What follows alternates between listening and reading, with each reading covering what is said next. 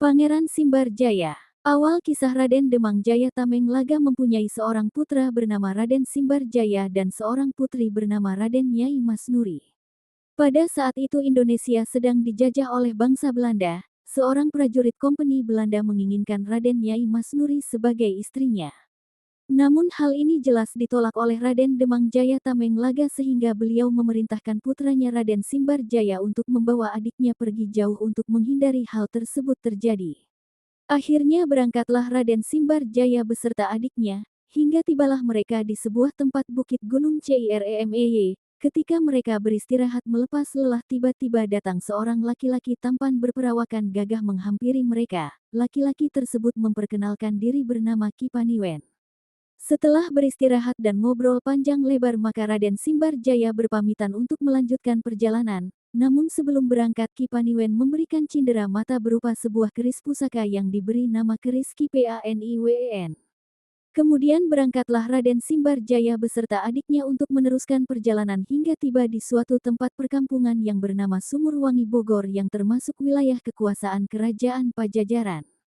Raden Simbarjaya sampai ke perkampungan tersebut sekitar jam 4 sore, namun kampung tersebut terlihat sepi, tidak ada seorang warga pun yang berada di luar rumah.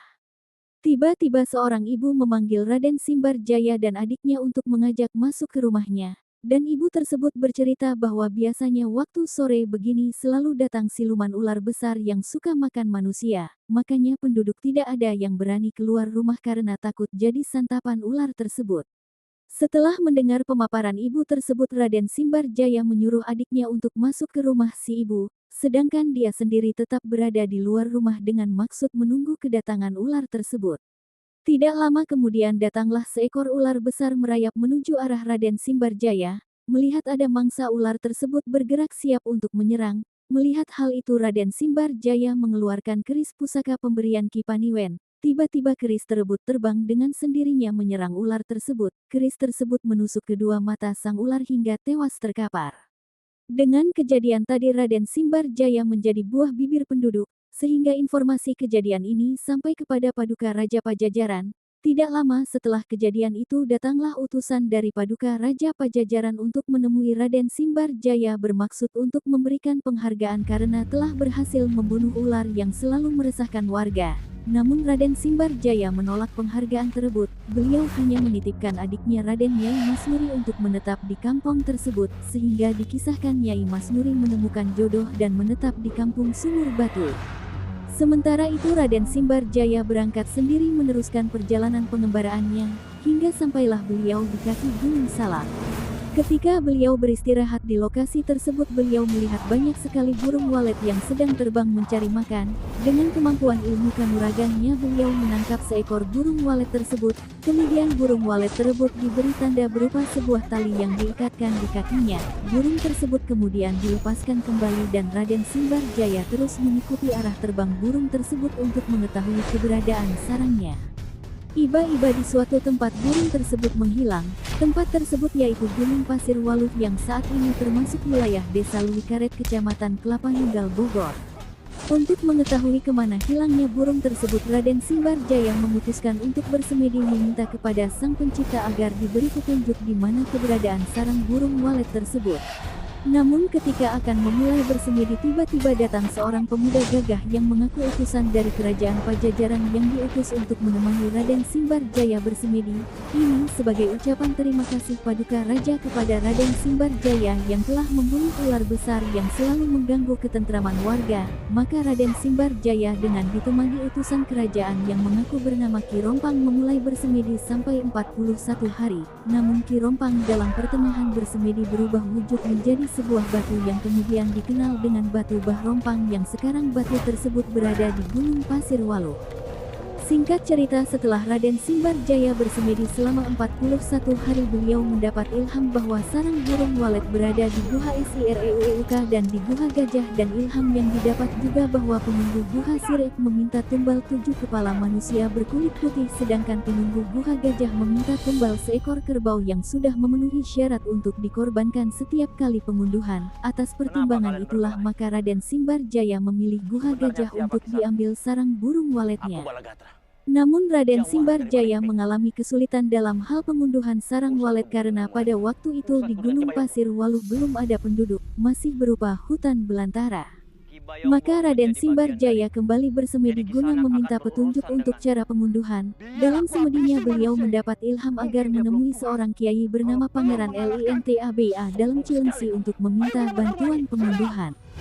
Maka berangkatlah Raden Simbarjaya bermaksud untuk menemui kiai tersebut. Ketika sampai di rumah kiai tadi, Raden Simbarjaya menceritakan maksudnya datang ke situ. Kemudian beliau diberi bantuan berupa alat pengunduhan dan tenaga kerjanya terdiri dari 17 orang.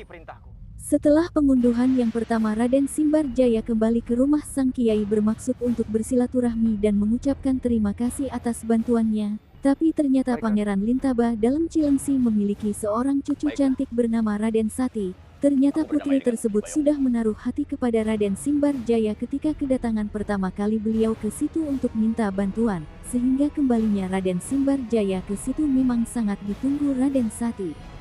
Singkat cerita, menikahlah Raden Simbarjaya dengan Raden Sati. Kemudian mereka memutuskan untuk tinggal di daerah Gunung Pasir Waluh dekat Guha Gajah yang sekarang berada di Desa Lewikaret, Kecamatan Kelapa Nunggal, Bogor.